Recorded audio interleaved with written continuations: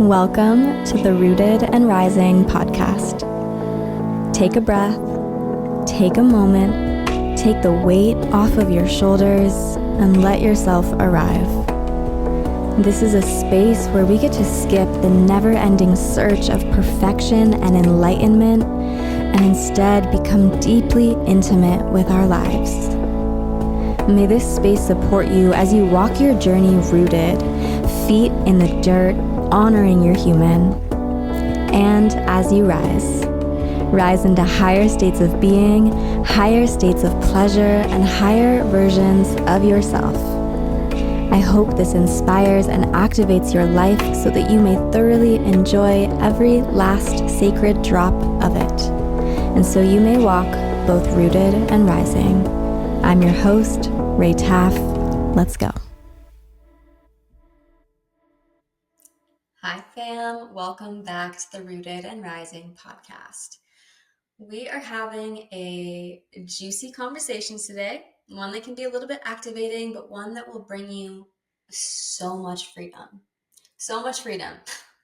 And I'm sharing so much of my own personal experience in this conversation today. So you'll leave with very actionable, tangible ways that you can practice navigating the triggers.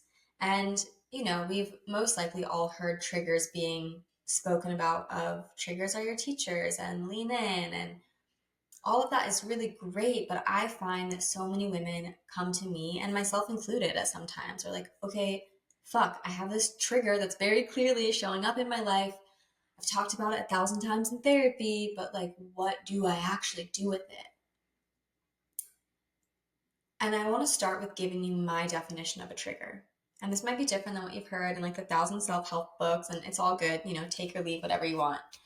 But my definition of a trigger is a protective strategy that gets activated and often exaggerated when something comes up, usually conflict.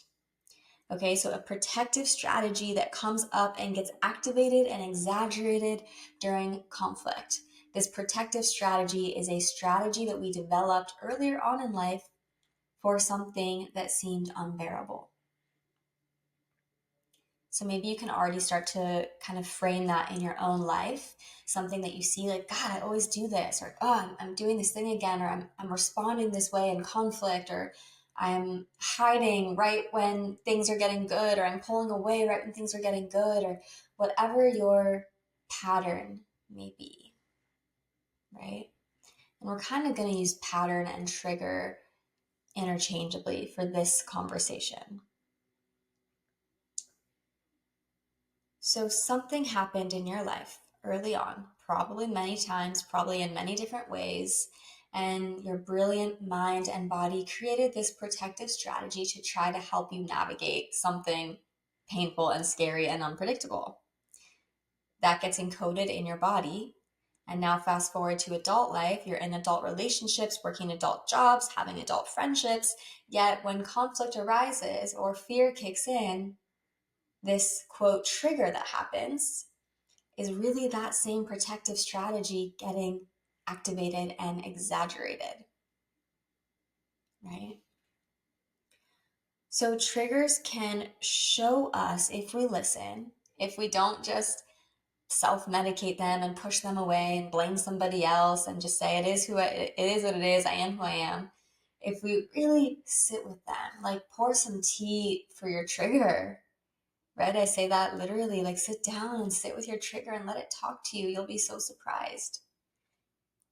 Our triggers will show us where we get to move into more wholeness and deeper integration in our life, because my love, I know you feel it. It is fucking exhausting. Walking around knowing that trigger is right around the corner, that reaction, that response, that habit, that pattern is always right there. And then you feel like shit after it happens. It's a lot to hold. And so when we can just lovingly sit with these triggers, these patterns, these protective strategies that come up, they will show us where we get to heal deeper. And what a gift, right? We really do have what we need inside of us to show us the next steps. Our triggers are also going to show us where our body still believes something from the past. And this one is so tricky because it's so deeply embedded in your body that when the trigger comes up, even if you now have this awareness of like, okay, right now my body is still believing something from the past, your brain is going to likely be like, no, no, no, it's happening again. Don't you see? Don't you see? Don't you see? And so we get to be in that liminal space of like, okay, I really feel this. My body still believes this is what's happening, but is it? Can I ask for clarity? Can I show up differently in my body? Can I soften and let the moment reveal itself? Let's say we're in conflict. Can I soften and let the moment reveal itself before I jump to this outdated belief or outdated way of being? And then lastly, if we sit with our triggers and, ooh, it is painful and sticky and crunchy and you want to crawl out of your skin and you're like, why the fuck am I still dealing with this? I know, girl, I know. If we sit with them, they really will teach us. And this takes a willingness to step out of that hyper perfection, hyper critical around the sense of self, hyper want to get it right. Because if we're living our life, which I know many of you in my community are, because hi, me too.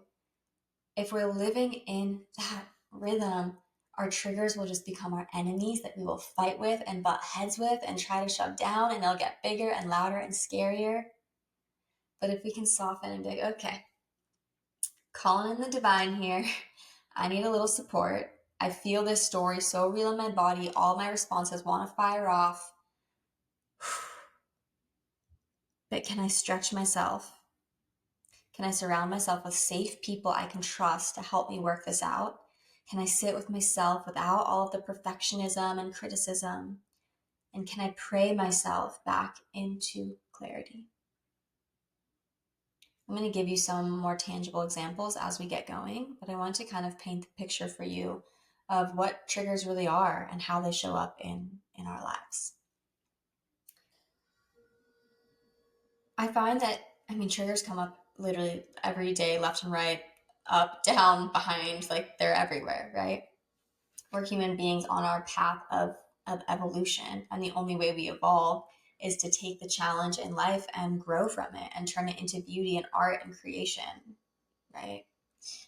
To bring us closer to ourselves, closer to each other, closer to the divine, closer to the earth. So once we can realize that they are everywhere and we're not special because we have them, and we're not far enough along on our journey because we still have triggers, but instead see them as like, okay, here's some medicine. Okay, beautiful. And I'm going to be so loving with myself. That's really where our evolutionary journey, our embodiment journey, our journey into actual self-love can begin. And I find that people typically fall into these two categories around their triggers. Obviously, these are not blanket statements. This is just what I seem to find, especially in the women that I work with, the people I'm around. I find that people are either so just kind of in the hustle culture, in their masculine, in the logic, that they aren't really aware of the trigger. They couldn't tell you yet, this happened in my childhood or in my first relationship, and now every time XYZ happens, it activates as part of me. Not everyone is in that level of clarity currently. The other people that I tend to work with, talk to, experience, are aware that there's a trigger. They're aware of this pattern that they have, right? They're aware that every time I meet a nice guy who actually shows interest in me, I find something wrong with him. Like, why do I do that? Or every time I get close to someone, I pull away. Or every time things are good, I pick a fight. Or every time we get in a fight, I freeze and shut down, even though I really don't want to and I want to feel love, right? So then there's those who are aware there's a pattern happening, but they're still like, whoa, what the fuck? Why is this happening in the washing machine spin cycle of it? And then, should we answer the call and keep walking our path, we get to a point where we are on the edge of our pattern. That statement gives me chills because I've experienced it many times, and just a week ago experienced it, which inspired this podcast. On the edge of your pattern. And to paint kind of the poetic picture of that for you, you've done the work, you've processed it, likely with your partner or your therapist, and you're like, okay, I know I do this because of this. I know that when things are good, I start a fight because I never actually got the love I needed from my mom, and it was the only way I could get attention. And now it feels like shit, and it's pulling people away from me, and it's causing more damage. And I know that's not how you get love. Yeah, you're in that awareness. And then a moment comes, you're with your partner, things are good. He or she might be finishing up some work, so they're a little bit more removed, a little quiet. The house is empty, you walk in, you don't get greeted right away. There's still a few dishes in the sink. You go put on something sexy, you come down, and they're still not quite done with their work yet. And you feel yourself about to fall into your pattern. You feel yourself about to pick the fight. And it feels so primal. It doesn't feel petty. It doesn't feel contrived. It feels so primal in your body of like, you have all the proof too. Like, this isn't even my pattern. This is actually like, you didn't see me. The dishes are still blah, blah, blah. This is still, you've got all the proof. And there's a part of you that's like, fuck, this is my pattern and I'm aware of it and I don't want to do it. And you're at that crossroad in all of those feelings in 0.5 seconds. I assume right now your body feels all of the feels. When you have all of the awareness and yet the trigger is still shining bright and you're met with a choice and it feels like sliding down a wall of rocks where you're grabbing and grasping, but every rock is slipping and you're fighting with yourself and you're on the edge of your pattern. What will you do? Okay, so that's what it feels like to be on the edge of your pattern. Sounds fun, right? And actually it is. When you're with a safe partner or a safe group of friends or safe whatever dynamic, this actually can be one of those moments where pleasure turns right into pain. And so I'll share my recent experience with you. I have for years been processing and understanding this wound in me that has to be understood. I have to be understood. Not because my ego needs to know people think I'm amazing, or not because it doesn't feel superficial in that vein. It feels like life or death. Because growing up, I had a mother who had some severe mental health challenges and was very manipulative, very, I'm just going to say it, I hope you never listen to this, Mom, emotionally destructive, really. Everything that I would do, it would get painted into some false narrative to fill her wound. And so I found myself at a young age developing OCD tendencies, developing a need to really over explain myself, because when I was misunderstood or when someone else, created the narrative for me, it always was excruciatingly painful. I got blamed, guilted, shamed, you name it. And then as I progressed into my adult life, who knows if it's a trauma response? Who knows if it's genetic? Who knows if it's all the same at the tip top when we get to that cosmic feedback loop? Now noticing I have some pretty severe, internalized ADD. And I have a 5 in my human design, so this projection field that is wild to work with. And I get projected on all day long. And I'm learning how to work with that. And I have a partner, a woman. I'm in a same-sex marriage, so I'm with a woman who's also sensitive, who also has a very wide energetic field that can bounce off of mine and vice versa very easily. And so this wound in me, this trigger / protective strategy of I need to be understood or it's life or death, can get activated like you can't imagine. And again, it feels like survival. So just the other day we had a moment, and it was a big moment. It was a moment of, we had just moved in together. There's a lot of tension with our animals and a lot of trying to combine, the animals and make everyone happy and keep everyone safe. And there's all these things and multiple businesses between all of us. And it was a moment of holy shit. And I had a moment of breakdown. And she interpreted it as one way that it wasn't. And I felt myself in this moment of like, oh, I'm on that sliding wall of rocks at the edge of my pattern.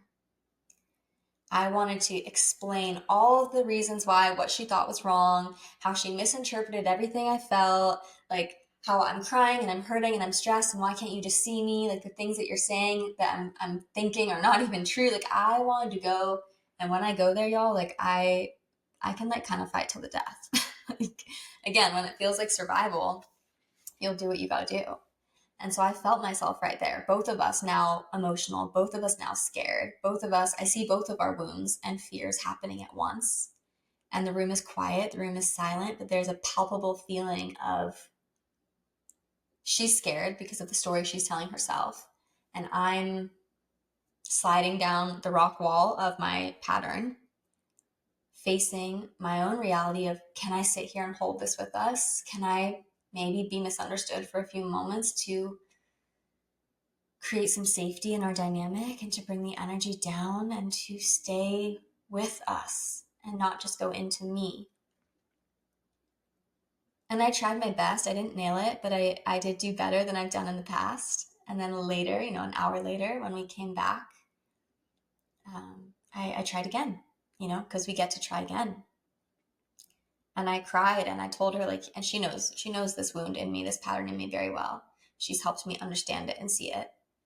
And I cried and I told her, like, I'm at the leading edge of my pattern right now and I don't want to do it. Like, it makes me emotional right now saying it because it's a pattern I've had for 33 years to survive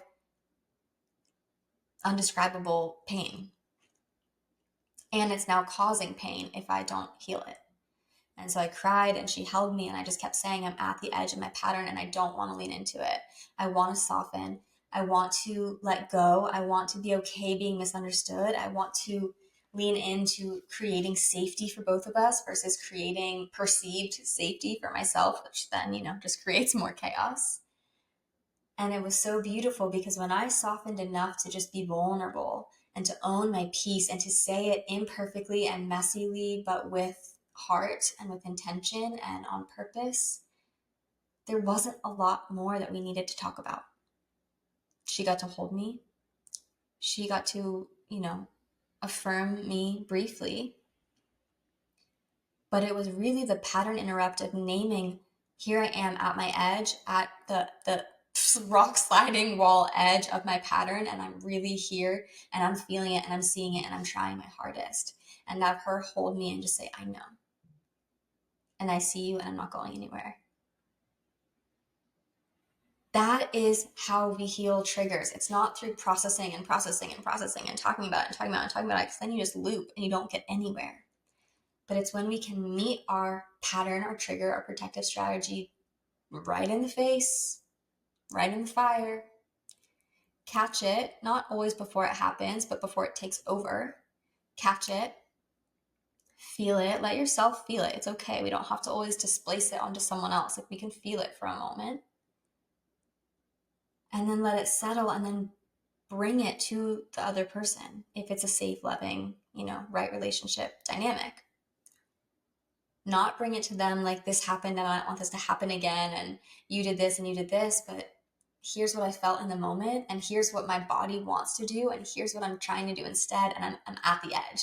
I haven't done it right yet. I haven't, transmuted this wound or this trigger all the way yet, but here's that line I'm walking on. Here's that line I'm walking on. Speaking to it, like feeling the trigger, feeling it, it's here, not letting it take over, and speaking to it, witnessing it, letting it breathe, like letting it have life. Everything that we shove down and condense eventually explodes. So if we can feel it, let it tap us, hold our center before we go down with it. Feel it some more probably. Keep your mind clear. Call yourself out on the patterns and the thought loops and the old beliefs. And then bring it to your partner, to your person, to whoever it is you're in relation with in that moment, if it's safe. and just speaking the truth that you are walking the edge of your pattern, and here's where you've been, and here's where you're trying to go, and here's the truth of right now. That is how we heal our triggers. It's in relationship. It's in the reality. It's in the moment, right? We need some tools and we need some practice and we need enough awareness of our trigger so that we can walk ourselves through a moment like this. But we don't heal it in isolation. We don't heal it pushing ourselves towards perfection and shaming ourselves because it's still there. We heal it in conscious, open, honest, vulnerable relationship. So I hope that story painted a picture that you can relate into your own life. I think it did. But if it didn't, send me a message on Instagram or email me, and I'd love to hear from you. But I also want to talk about what happens if we don't pay attention to any of this. Because there's a lot of people that are like, I don't really need to dig deeper. Like, I've even heard women say, like, life's going to present to me the things it's going to present to me, so I'm not going to go looking for it. And it's like, but we are life. We are life. And if it is in our body, it is here waiting to be transmuted so we can continue evolving, not waiting to be perfected or fully healed. And that was a deeper level of awareness I gained this last week. It's like, this doesn't need to be healed, but the fact that I can now name it before it takes over, gently and vulnerably and in my mess, and just be witnessed there both by myself and my beloved, I can like hear the sparkle and the sweeping and the cleansing of this wound that's been there for so long that nobody on my family line up until now has had the courage to try and shift. And so what happens when we just say, oh, okay, life is fine, I'm just going to keep going, not really going to worry too much about it? Well, the feminine specifically, this expresses in painful ways for the masculine as well, but the feminine, her whole body, her whole energy, her whole experience on earth comes from her sacral chakra, her lower region of the body. This is where she produces life. This is where her inspiration and ideas come from for what she will create in the world. This is where she's turned on, and I don't always mean sexually, but you're either turned off in life, depressed, anxious, going through the motions, numb, or you're turned on, activated, alive, open, receptive, receiving, feeling the life, feeling you, and vice versa. And so when energy can freely move through the woman, she is that. Energized, alive, receptive, open, free, healthy, radiant. And when we aren't dealing with these triggers, there's a few things happening. They're taking up space in our body because our threat detector is still looking for situations in life that it can protect us from, hence using these triggers or protective strategies that get exaggerated and activated. It is also keeping us, and it's very subconscious, but it keeps us operating in a, quote, safe way, which is actually just a downplayed way, whether it's in your relationships, how you speak, how you dress, how you walk, how you have sex, how you are in womanly friendships, community. When we have this threat detector always online, it dulls down how we show up to keep us safe. But the more that we can heal this wound or this pattern or this protective strategy, the safer we're just innately already going to feel, turning up our radiance, being in our fullness. We don't get there from, I mean, sometimes we get like a taste of it from going to a workshop or like reading a self-help book or whatever, but we don't really, like, that's why people struggle so much to go from like, I've been not confident my whole life, or I've been shy my whole life, or whatever the story is, right? That's why it's so hard for them to go from that to radically different. Like, we have to look at these deeper aspects of us that want to be healed, that want to be loved into wholeness, that want to be massaged even when it's messy and crunchy and painful and like, ugh.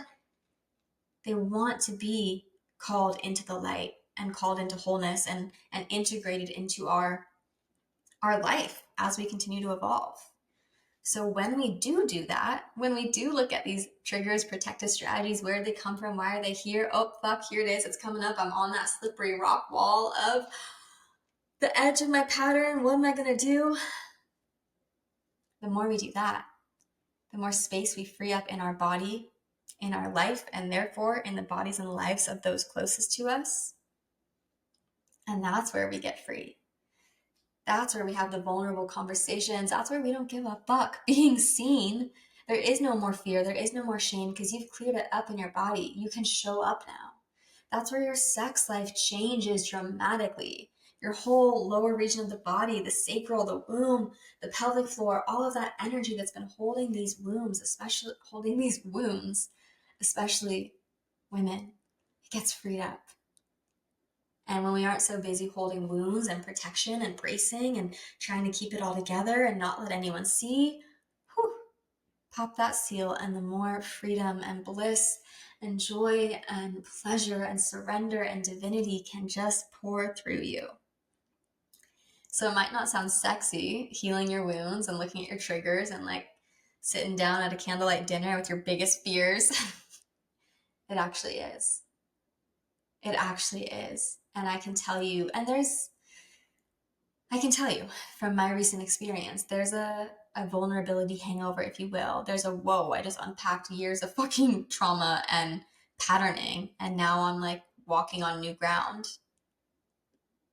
And that feels a kind of way. But after just a little bit of integrating that, I'm like, whoa, my womb feels light. My heart feels like layers of walls have just dissolved. I feel radiant. I'm looking in the mirror right now, like no makeup, and I feel I'm glowing.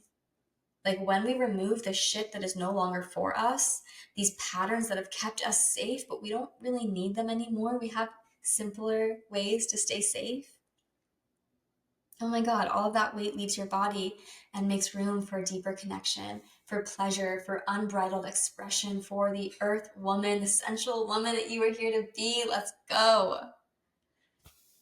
So my love, I hope this episode was helpful. I hope it gave you some things that you can start to practice. We dive into this a deep inside of SELM, the Sensually Embodied Living Method. It's my baby. It's my life's work. I will never not be obsessed with this method. It's a 4-month training, a proven, tested, fully flushed out training, yet it is also customized to each woman. We go for 4 months together. We meet every single week. You have a full curriculum. You have office hours, community messaging.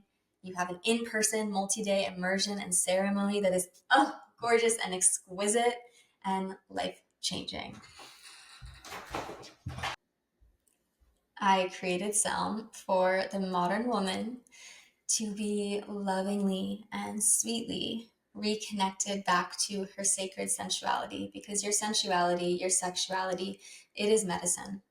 It's not a nice to have. It's how you were brought into this earth. It is medicine. Your expression as a woman is medicine. It's a permission slip. It's a big exhale for not only everyone on this earth, but everyone before us that had to hold their breath, that had to clench, that had to tighten. Your embodiment, your sensuality as sacred woman is a gift. And so I created SELM to bring women back to that and to do the necessary healing that is first required, because there is some, to get us there.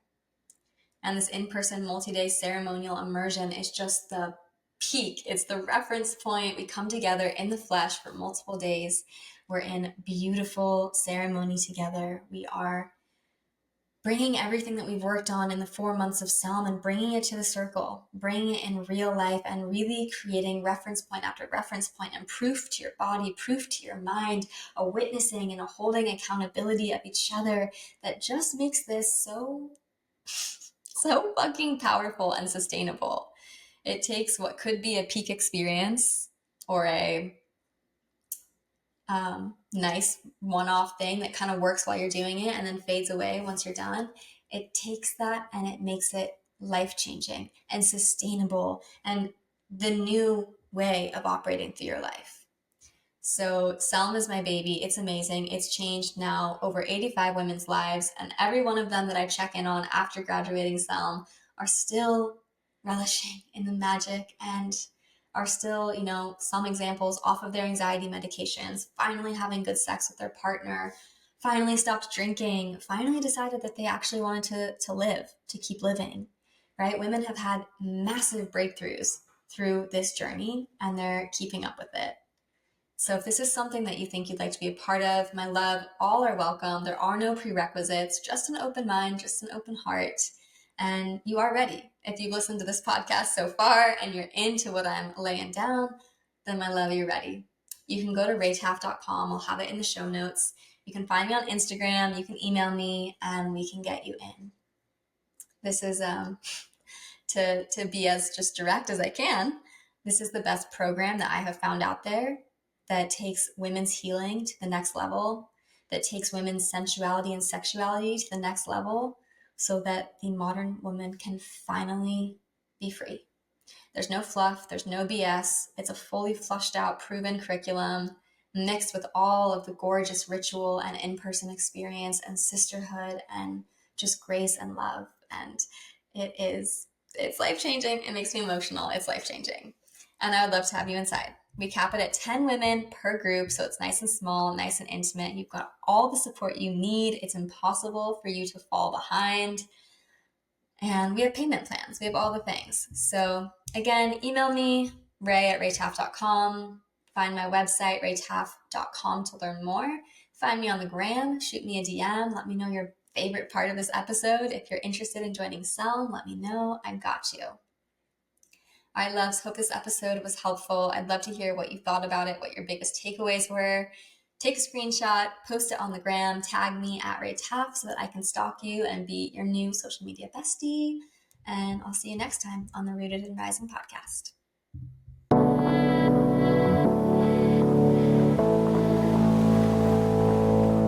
I hope you enjoyed this episode and found something you're excited to start implementing into your own Rooted and Rising life.